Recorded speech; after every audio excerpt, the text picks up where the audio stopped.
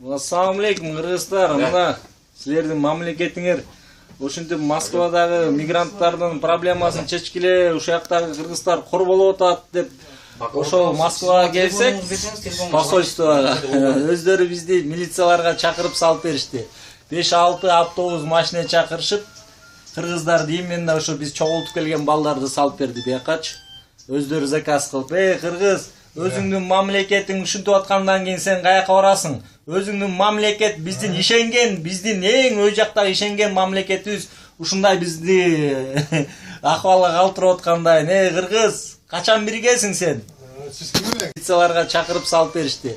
5-6 автобус машина чакырышып, кыргыздарды именно ошо биз чогултуп келген балдарды салып берди. Ишенген, биздин эң өй жактагы ишенген мамлекетибиз ушундай бизди акыбалга чечкиле, ушактагы кыргыздар кор болуп атат деп ошол Москвага келсек, посольствого өздөрү бизди биякачы, өздөрү заказ кылып, кыргыз, өзүңдүн мамлекетиң ушинтип аткандан кийин сен каяка барасың? Өзүңдүн мамлекет бизди.